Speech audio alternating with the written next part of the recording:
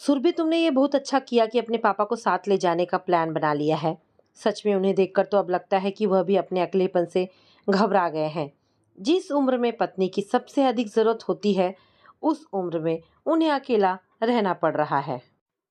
हाँ आंटी, यहाँ आती हूँ तो अपने परिवार की चिंता रहती है, और जब वहाँ होती हूँ तो पापा की चिंता रहती है। इसलिए विवेक और मम्मी पापा ने ही इस बात के लिए जोर दिया है कि अब पापा हमारे साथ मुंबई में ही रहें। तुम्हारे सास ससुर ने भी इस बात में तुम्हारा साथ दिया? वाकई वे बड़े दिल के हैं, वरना अक्सर माता पिता अपने बेटे और बहू पर तो केवल अपना ही हक समझते हैं। हाँ आंटी, माँ के जाने के बाद पिछले 1 साल में जितना संभव हो सका, मैं पापा के साथ आकर रही हूँ। लेकिन बच्चों के साथ और जॉब के कारण बार बार आ पाना संभव नहीं हो पाता, और जितना संभव हुआ वो मेरी मम्मी जी के सहयोग से ही संभव हो पाया। माँ ने तो सेवा का कोई मौका ही नहीं दिया। उनके जाने से पहले तो ये विचार भी कभी मन में नहीं आता था कि माँ के बिना भी हमें रहना होगा। अच्छी भली दफ्तर से आई थी, पापा के साथ चाय पी थी। डॉक्टर को बुलाया तो उन्होंने उम्मीद ही नहीं किया। शायद माँ को ब्रेन हैमरेज हुआ था। माँ के जाने के दुख से हमारे परिवार को तोड़कर रख दिया था, और अब पापा बिल्कुल अकेले पड़ गए हैं। बच्चे गृहस्थी बसाकर अपनी जिंदगी में मस्त और व्यस्त हो जाते हैं। कितनी भी व्यस्तता क्यों ना हो, इनका साथ और उनकी फिक्र हमारी पहली जिम्मेदारी है। बेटी सुषमा तो इस दुनिया से असमय जाकर इस परिवार को ही नहीं बल्कि मुझे भी अकेला कर गई है। हम दोनों के बीच कुछ भी छुपा हुआ नहीं था। अपने सुख दुख की बात करके हम अपना जी हल्का कर लेते थे। एक दूसरे पर खुद से भी ज़्यादा विश्वास था हमें। एक दूसरे का साथ भी था और सहयोग भी। हाँ, तुम्हारे पापा और तुम्हारे अंकल इतने करीब नहीं थे। खैर, हम दोनों पड़ोसन बड़े प्रेम से रहते रहे।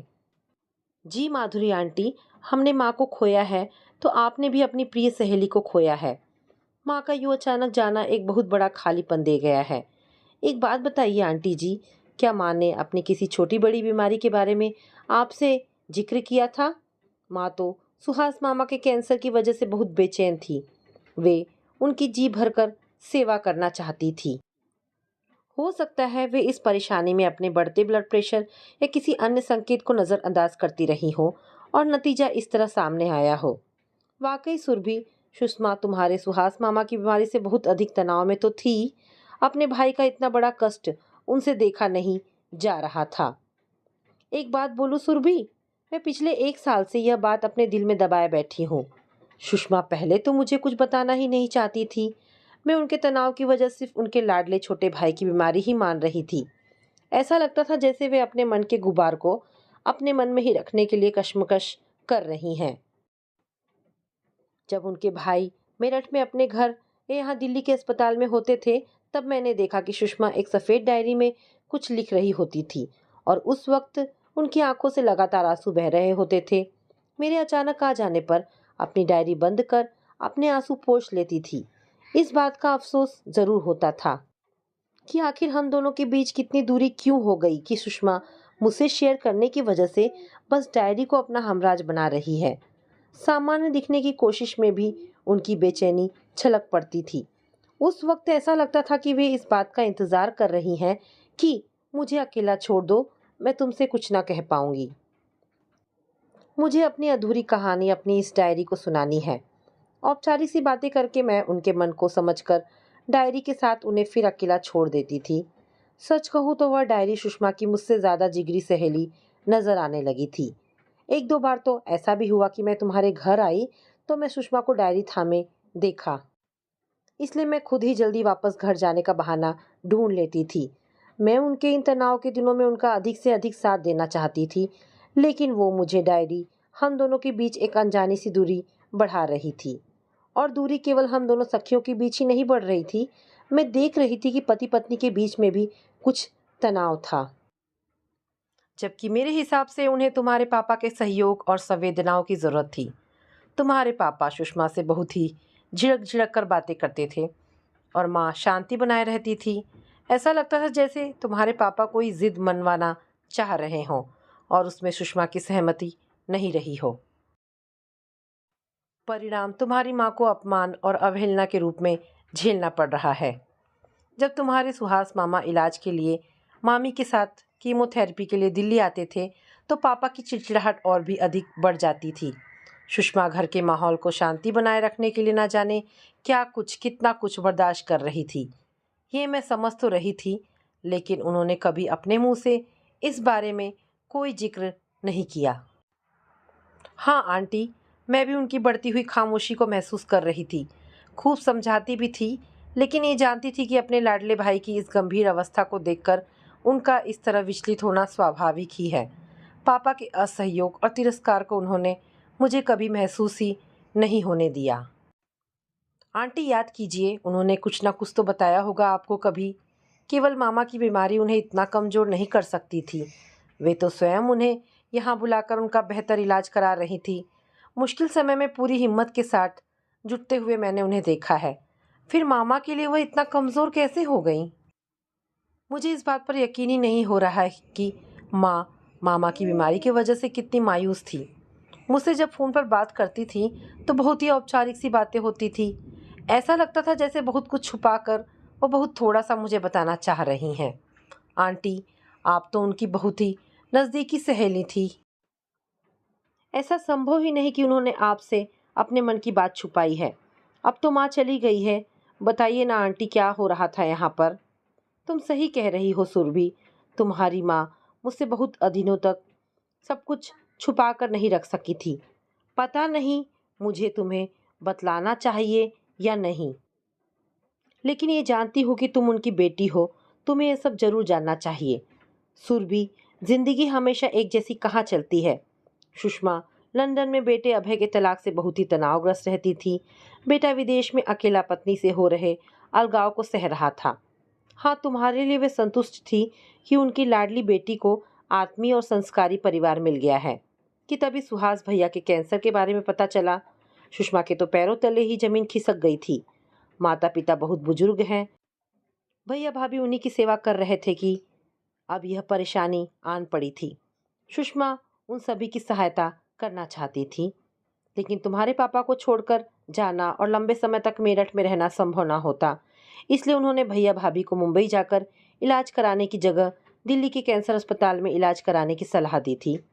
सुहास भैया के साथ शुरू में भाभी रीना आती थी और लगातार साथ में रहती थी, लेकिन मेरठ में अम्मा बाबूजी को बहुत समय अकेला ना छोड़ना पड़े, इसलिए कई बार सुहास भैया यहाँ अकेले रह जाते थे और रीना अम्मा बाबूजी के पास मेरठ पहुँच जाती थी। सुषमा अपने सुहास भैया का भरपूर ख्याल रखती थी। समय पर दवाई, उनकी सेवा, सब कुछ वो अपनी जॉब के साथ और कभी छुट्टी लेकर मैनेज कर रही थी। लेकिन मैं देख रही थी कि तुम्हारे पापा को सुहास भैया का यहाँ रहना पसंद नहीं आ रहा था। उनके यहाँ रहने पर वो बहुत चिड़चिड़ से नजर आते थे। माहौल ना बिगड़े इसलिए सुषमा झूठी मुस्कान लिए काम करती रहती थी। हालांकि पड़ोसी दंपति की बातचीत सुनना अच्छी बात नहीं है, लेकिन एक बार जब मैं सुषमा से मिलने आ रही थी तो दरवाज़ा आधा खुला हुआ था। अंदर से तुम्हारे पापा मम्मी की तीखी बहस मुझे सुनाई दी। तुम सारा दिन उन्हीं की सेवा में लगी रहती हो। पैसा खर्च हो रहा है सो अलग, अब दवाई, टेस्ट और स्पेशल डाइट के लिए उनसे पैसे तो मांगने से रहा। कीमो और बड़ी जांचों के वो पैसे दे देते हैं तो क्या। और सच कहूँ ना तो मुझे उनका चेहरा बिल्कुल बर्दाश्त नहीं है। मैं ढंग से ना खा पी रहा हूँ, ना ढंग से रह पा रहा हूँ। डॉक्टर कहे या ना कहे, मुझे तो लगता है ये कैंसर भी छूत की बीमारी है।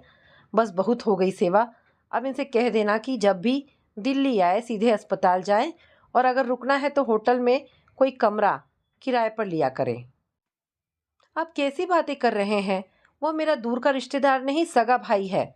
आपको अधिक समय अकेला ना रहना पड़े इसलिए मैं स्वयं मेरठ ना जाकर उन्हें यहाँ रखकर अपने मन को तसल्ली दे रही हूँ।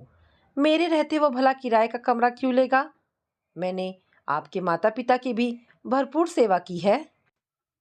आपके पिताजी की गंभीर बीमारी में तो कभी आपने संक्रमण की चिंता जाहिर नहीं की। जरूरत पड़ने पर हमारे खून के रिश्ते भला किसी और के मोहताज क्यों हो? क्या मेरी तकलीफ, मेरा दुख आपका अपना नहीं है? मुझे आपके इस तरह के व्यवहार ने बहुत निराश किया है। अब निराश किया हो या खुशी दी हो, मैं नहीं जानता। तो तुम ही सुहास को यहाँ आने के लिए न कह दो, वरना मुझे कहना पड़ेगा। वो तो खुद ही जीवन मृत्यु की लड़ाई लड़ रहा है। हम भी उससे किनारा कर लेंगे तो यह निराशा उसे और भी अधिक तोड़ देगी। किसी को तोड़ने या जोड़ने का ठेका मैंने नहीं किया है।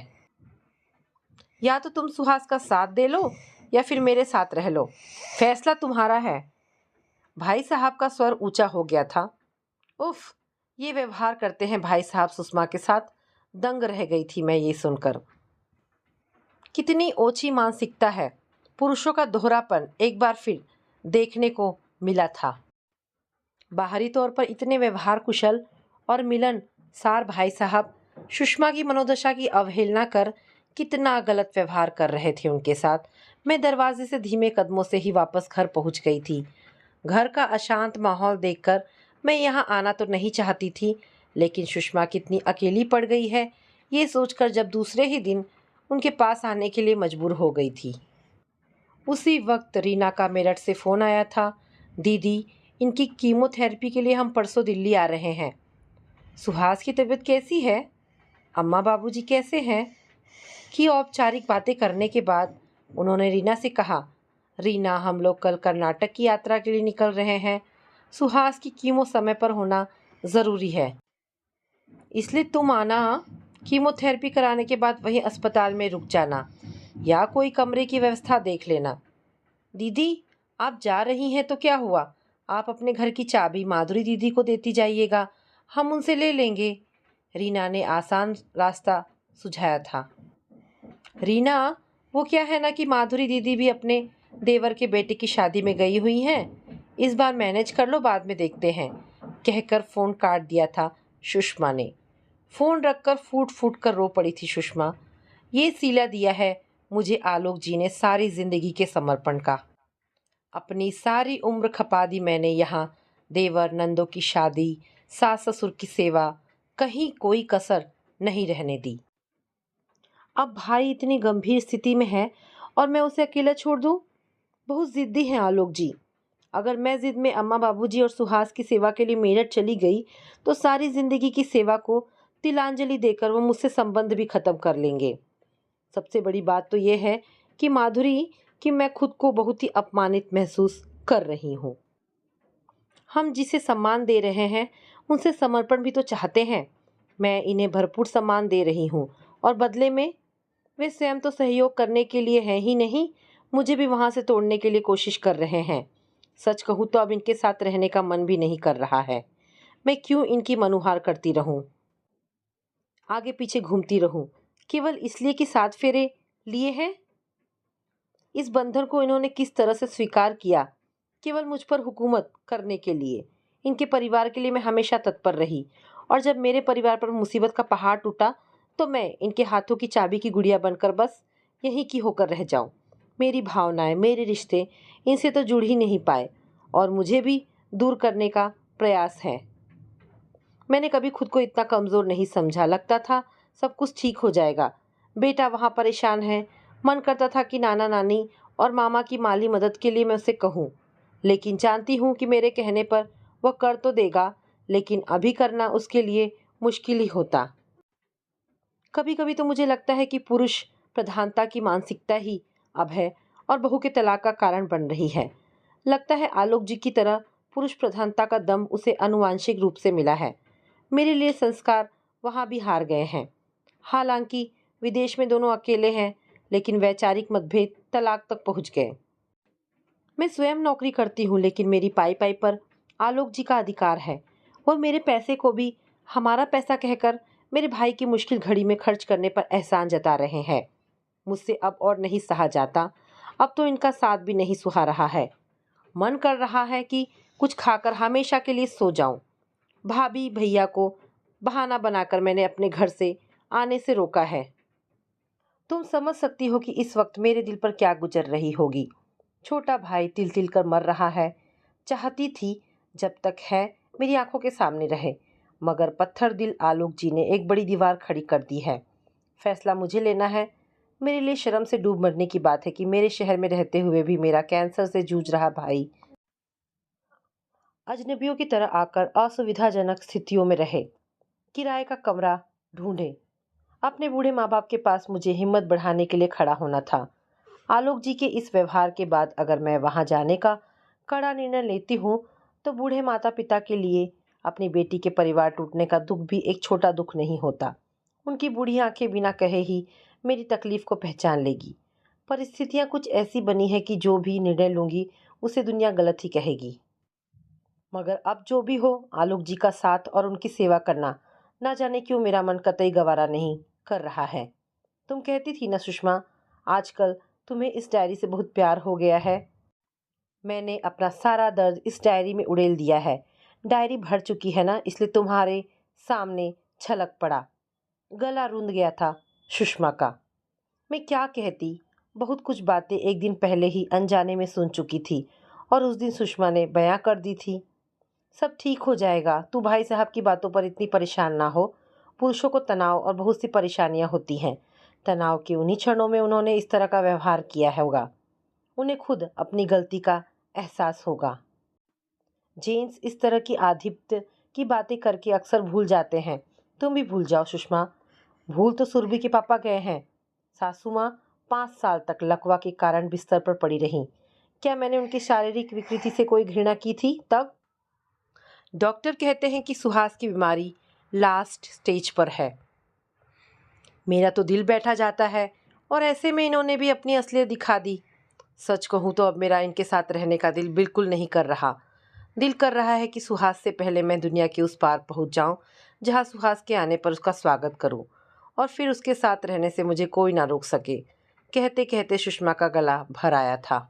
इस तरह हिम्मत मत हारो, सुहास को तुम्हारी ज़रूरत है। ये कहकर उन्हें खूब सारी दिलासा देकर मैं अपने घर वापस चली गई थी। सुषमा उस दिन इतनी विचलित थी कि अपने ऑफिस भी नहीं गई थी। शाम को जब आलोक जी वापस आए तो हो सकता है उन दोनों के बीच सुहास भैया को लेकर फिर कोई बातचीत हुई हो। उसके बाद मेरी मुलाकात उनसे नहीं हुई। रात तकरीबन 11 बजे भाई साहब बेचैन होकर हड़बड़ाते हुए हमारे घर का दरवाज़ा बजा रहे थे।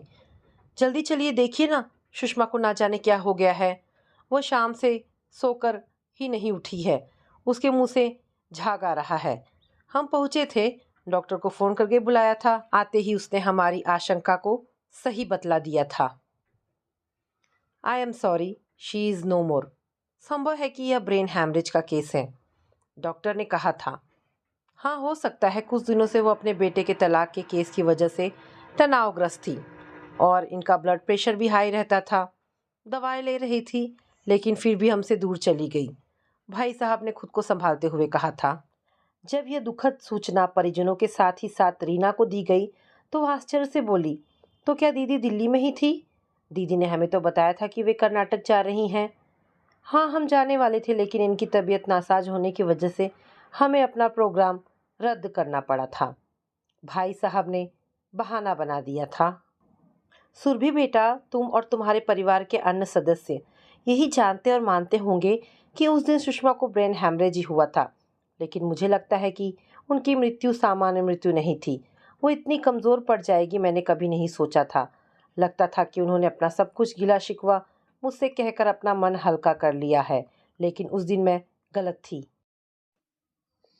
उनके दिल पर चोट बहुत गहरी थी। उनके लिए घाव का भरना मुश्किल हो रहा होगा और नतीजा उन्होंने कोई प्राणघातक वस्तु का सेवन किया था। उनके शरीर का रंग अजीब सा नीला पड़ गया था। सुरभि, उन्होंने मुझसे तो सिर्फ एक बार ही कहा था। कुछ अनकहा भी रहा होगा जो उन्होंने अपनी डायरी में जरूर दर्ज किया होगा।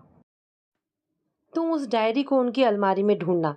तुम्हें यह सब जानकर तकलीफ तो हुई होगी, लेकिन माँ की तकलीफ को जानना और उसे महसूस करना एक बेटी के लिए बहुत ही ज़रूरी है। इसलिए आज मैंने तुम्हारे सामने वह सच रख दिया जो सब आज तक छुपा हुआ था। ये सुनकर सुरभि स्तब्ध थी। माधुरी ने एक बार उसके कंधों को हिलाकर कहा, सुरभि, तुम सुन तो रही हो ना? झकझोरने से जैसे वह चेतना में आई। जब पलकें झपकाई तो आंखों से आंसुओं का समंदर बह निकला। अपने आप को संभालो बेटा, और हाँ, इस बात का जिक्र अपने ससुराल में और अपने पति से कतई मत करना, वरना उनकी नज़रों में तुम्हारे पापा का सम्मान कम हो जाएगा। अब तो उन्हें भी उनके साथ ही तो रहना है ना। आगे तुम समझदार हो। जो होना था वह तो हो चुका। अब अतीत को याद कर अपना आज और भविष्य मत बर्बाद करो। माधुरी ने एक व्यवहारिक सलाह दी थी उसे। उफ, परिवार के लिए समर्पित मेरी मम्मी को इतनी बड़ी अवहेलना सहनी पड़ी। भैया का तलाक हो रहा था, तो मैं पूरी तरह से भैया के साथ जुड़ी हुई हूँ। समय समय पर बात करती हूँ, अपने सुझाव देती हूँ और दिलासा भी देती हूँ। सच कहूँ तो भैया का तनाव मुझे अपने हिस्से की ज़िंदगी की खुशियों को भी जीने नहीं दे रहा है। ये भाई बहन के रिश्ते इतने मजबूत होते हैं कि दूर रहकर भी जरा सी भी देर का सलाह मशवरा भी एक बहुत बड़ा संबल बन जाता है। मुझे अगर भैया से बात करने से भी रोका जाए तो मैं क्या कर लूँगी, ये सोचना भी मेरे लिए मुश्किल है। क्योंकि मैंने ससुराल में हर रिश्ते को पूरा मान सम्मान दिया है, और अगर मुझसे एक रिश्ता छीना जाता है तो ऐसे छीनने वाले बेरुखे रिश्तों की मेरे लिए कोई अहमियत नहीं। बेटा, क्रोध में कोई निर्णय मत लेना। सुषमा नहीं है तुम्हारे, सुहास मामा भी कुछ महीने पहले ही दुनिया छोड़ गए हैं। अब पापा का ख्याल रखना। इस गुजरे 1 साल में भाई साहब ने बहुत अकेलापन झेला है। सुषमा ने तात्कालीन परिस्थितियों के आक्रोश में अपने जीवन को खत्म कर लिया। भाई साहब के अकेलेपन से तुम्हारी मम्मी की आत्मा भी ऊपर सुकून से ना होगी। अच्छा, चलती हूँ, समय मिले तो घर आना, कहकर माधुरी ने विदाई ली। सुरभि ने माधुरी आंटी के जाने के बाद अपनी माँ की डायरी को ढूंढना प्रारंभ किया। डायरी मिलने में देर क्यों लगती, सुरभि जानती थी कि मम्मी चीज़ को संभाल कर कहाँ रखेगी। मोतियों से अक्षर लिखने वाली माँ की राइटिंग डायरी में बड़ी बेतरतीब सी थी, और क्यों ना होती। माँ किस मनस्थिति में अपना दर्द बयां कर रही थी। वर्तनी की शुद्धता और अक्षरों की बनावट को भला वह कैसे संभालती। माँ पहले डायरी नहीं लिखती थी, उन्हें फुर्सत भी कहाँ थी, और सच कहें तो ज़रूरत भी कहाँ थी। एक खुली किताब सी जिंदगी जी रही थी। शायद वह सुहास मामा की बीमारी के कारण भी ना लिखती। उन्हें मुश्किल हालातों से जूझना आता था, लेकिन जब उन्हें रिश्ते की जटिलताओं से जूझना पड़ा तो भला किससे कहती। पापा का इतने समय का साथ, जिस पर एक स्त्री को सबसे बड़ा भरोसा होता है, उनके लिए उस साथ को निभाना अब मुश्किल हो गया था, क्योंकि उन्होंने ही धीरे धीरे एक महत्वपूर्ण रिश्ते को खो दिया। माँ के दिल को और भी अधिक जख्मी कर दिया था। पापा का साथ मिला होता तो माँ हर मुश्किल से जीत जाती, मगर पापा ने तो अपनी हठ धर्मिता से माँ को निराश ही कर दिया था। माँ की डायरी के पेज पर लिखे उनके शब्द आंसुओं से बिगड़े हुए भी थे। इतने महीनों का दर्द। सुरभि मानो एक साथ में ही पड़ गई। दुख और क्रोध के मिले जुले भाव से विचलित सुरभि समझ नहीं पा रही थी कि अब उसे आगे क्या करना चाहिए। वह तो यहाँ पापा को अपने साथ ले जाने के लिए आई थी। शुरू में तो पापा फ़ोन पर मना ही करते रहे थे, लेकिन लगता था कि अब वह इस अकेलेपन से घबराने लगे हैं, और पापा कहीं फिर से मना ना कर दे, इसलिए उनकी एक बार हाँ होने पर वह जल्दी ही यहाँ आ गई थी। लेकिन अब पापा के प्रति प्यार धीरे धीरे एक धीमी नफरत में बदल रहा था। डायरी को पढ़ने के बाद उसे लग रहा था कि पापा ही मेरी माँ की मृत्यु के दोषी हैं। पापा ने माँ के साथ दादी की जी भर की सेवा की। तब सेवा या दादी की शारीरिक विकृति से कोई परेशानी नहीं होती थी, क्योंकि दादी उनकी अपनी माँ थी, और मामा के लिए पापा इतने निष्ठुर हो गए कि खुद तो उनकी सेवा से दूर ही रहे, माँ उनकी सेवा करे यह भी उन्हें गवारा नहीं था। ये कैसी मानसिकता है पापा की। अगर माधुरी आंटी ने मुझे ना बताया होता तो मैं हमेशा के लिए अपनी माँ की मृत्यु के लिए अंधेरे में रहती। डायरी के अंतिम पन्ने पर माँ ने लिखा था, अब और नहीं सहा जाता इस दो रंगी दुनिया को, और दुनिया में ऐसे हम सफ़र को जो बहुत सारी शर्तों के साथ राह में साथ चले। मैं थक चुकी हूँ, अब उनके साथ चलना संभव नहीं है, और अकेले चलने की आदत नहीं है। अलविदा। पढ़ते हुए सुरभि फक फक कर रो पड़ी थी। रात को विचलित मन स्थिति में रिमोट से टीवी के चैनल बदलते हुए उसने अपना समय गुजारा। पापा से कुछ कहना उसे ज़रूरी नहीं लगा। बात करके अब होना भी क्या था। अगली सुबह भी सामान्य रहने का प्रयास किया। एक दिन बाद उसे अपने पापा के साथ मुंबई वापस जाना था, लेकिन आज जब सुरभि अपना सामान संभालने लगी तो उसके पापा को लगा कि वह अपना सामान लगाने के बाद शायद मेरा सामान व्यवस्थित कराने के लिए मेरे पास आएगी, क्योंकि उन्हें स्वयं अपना लगेज लगाने की कभी आदत ही नहीं रही। सुरभि और सुषमा के रहते उन्हें लगेज लगाने की जहमत ही नहीं उठानी पड़ती थी, और सुषमा के जाने के बाद वो कहीं गए ही नहीं थे। सुरभि अपना सामान पैक कर ड्राइंग रूम में आकर खड़ी हो गई। सुरभि, सारा सामान पैक कर लिया और अभी से ही ड्राइंग रूम में क्यों ले आई हो? अपना रिजर्वेशन तो कल का है ना? हाँ पापा, हमारा रिजर्वेशन कल का है, लेकिन मैं आज ही वापस जा रही हूँ पापा। हर रिश्ते को साथ की ज़रूरत होती है। कुछ रिश्ते खून के रिश्ते होते हैं और इसके अलावा एक महत्वपूर्ण और खूबसूरत रिश्ता 7 फेरों से बंधा जाता है। उस रिश्ते की गरिमा ये है कि वह हर रिश्ते को महत्व देगा, तभी खुशियों से महकेगा। लेकिन आपने कुछ रिश्ते पर एक तरफ़ा आधिपत्य जमाया। आपने तो उन रिश्तों को समझा ही नहीं और माँ को भी उनसे दूर करने की कोशिश की। नतीजा, वो रिश्ता भी आपसे दूर चला गया। पापा, मैं यहाँ एक रिश्ते को लेने आई थी। आपके लिए सामान सहेजते हुए माँ की डायरी मेरे हाथ लग गई थी। कितनी अकेली पड़ गई थी माँ। पापा, आपने यह बात हमसे छुपा कर रखी कि माँ ने जिंदगी से तंग आकर जहर खाया था। उन्होंने मृत्यु को स्वयं चुना था और उसका कारण आप ही थे। जहर खाने से पहले भी माँ नहीं चाहती थी, इसलिए उन्हें आपसे दूर जाने का यह तरीका सही लगा होगा। मैं खुद से भी शर्मिंदा हूँ कि माँ इतना कुछ सहती रही और मैं पगली अपनी व्यस्तताओं में व्यस्त रहकर उन्हें समझ न सकी। मुझे पता ही नहीं चला कि मैंने यह अधिकार कब खो दिया कि माँ अपने दिल की हर बात मुझसे कह पाती। अब मैं जा रही हूँ पापा। मुझे आपको अपने साथ लेकर जाना था, लेकिन मैं माँ को अपने साथ लेकर जा रही हूँ इस डायरी के रूप में। और अब मैं जाऊँगी अपने नाना नानी के पास, जिन्होंने जीवन संध्या में अपने बेटे और बेटी को खोने का दर्द सहा है, और आगे भी उनके साथ भरपूर समय बिताऊंगी। अपनी उस मामी का साथ भी दूंगी जिसने इतनी कम उम्र में वैवाहिक सुख के नाम पर केवल सेवा का कर्तव्य ही निभाया है और अपना दुख भूलकर वह नाना नानी की सेवा में लगी हुई है। अब वही मेरा मायका है और मैं उस घर की लाडली बेटी। काश माँ अपनी घुटन को दूर कर नए जमाने की अपनी बहू से सीख ले पाती और उसकी तरह इस रिश्ते से दूर जाने के लिए ब्रेकअप करने की हिम्मत कर पाती। लेकिन जिंदगी से मुंह ना मोड़ती। सुरभि अपना बैग उठाकर पूरे आत्मविश्वास के साथ बाहर निकल पड़ी थी। उसने अपने माँ की उस सफ़ेद डायरी को सीने से लगा लिया था।